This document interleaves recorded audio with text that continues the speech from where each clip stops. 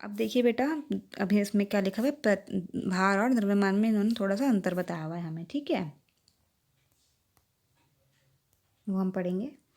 वस्तु पर पृथ्वी का आकर्षण बल वस्तु की भार कहलाता है, ठीक है। W=m/g, इसका फॉर्मूला क्या होता है, W=m/g। जी क्या था, गुरुत्वीय त्वरण था, पता है हमें, और W क्या है, हमारा भार है। वस्तु का भार एक बल है जिसका परिमाण और दिशा दोनों होते हैं। ये क्या है, मतलब एक सदिश राशि है, ठीक है, जिसका परिणाम और दिशा दोनों होते हैं। किसी भी वस्तु का अन्य ग्रह या उपग्रह पर भार का स्थान द्वारा वस्तु पर लगे गुरुत्वाकर्षण बल के कारण बदलता है, ठीक है। किसी भी ग्रह या उपग्रह पर जो भार होता है किसी भी चीज़ का, वो उस स्थान द्वारा वस्तु पर लगे गुरुत्वाकर्षण के कारण बदलता है, कि उस जगह पर उस चीज़ पर कितना गुरुत्वाकर्षण बल लग रहा है, उस हिसाब से जो हमारा भार है वो घटता और बढ़ता है। जबकि द्रव्यमान कभी नहीं बदलता, चाहे वो किसी भी ग्रह में हो, चाहे वो कहीं भी पड़ा हो, कहीं भी किसी भी ग्रह में हो। अतः एक वस्तु पर चंद्रमा पर भार चंद्रमा द्वारा उस पर लगाए गुरुत्वाकर्षण बल W=mg के बराबर होगा। एक वस्तु का चंद्रमा पर भार, मतलब कि वस्तु चंद्रमा का भार कितना होगा, हमने पढ़ा था अभी, चंद्रमा द्वारा उस पर लगाए गए गुरुत्वाकर्षण बल। तो चंद्रमा कितना बल लगाएगा उस पर, कितना, W=mg के बराबर होगा। वो इतना बल लगाएगा किस पर, वस्तु पर, कहाँ पर, चंद्रमा पर, ठीक है।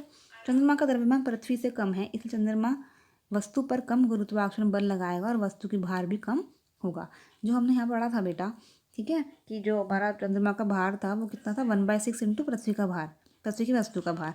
वो इसलिए होता है क्योंकि चंद्रमा का जो द्रव्यमान है वो बहुत कम होता है पृथ्वी से। तो चंद्रमा क्या करता है, बहुत कम उस पर बल लगाता है, तो इसलिए क्या होता है, हमारा जो भार वस्तु का होता है वो कम हो जाता है, ठीक है।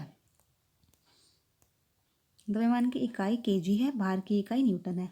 द्रव्यमान की जो यूनिट है वो केजी है, और जो भार की इकाई होती है वो न्यूटन है।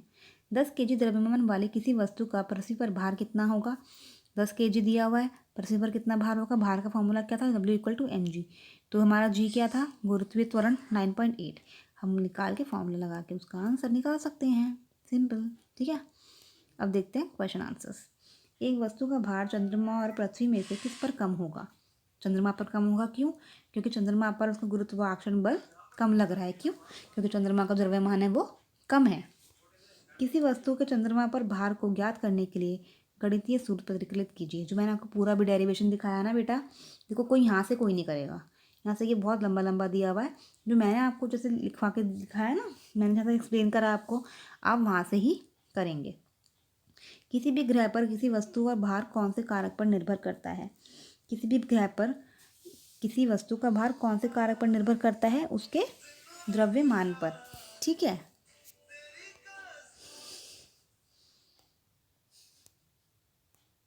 देखो बेटा, यहाँ पे हम देख सकते हैं गुरुत्वाकर्षण बल, ठीक है, उस पर लगाया गया गुरुत्वाकर्षण बल पे डिपेंड करता है, ठीक है।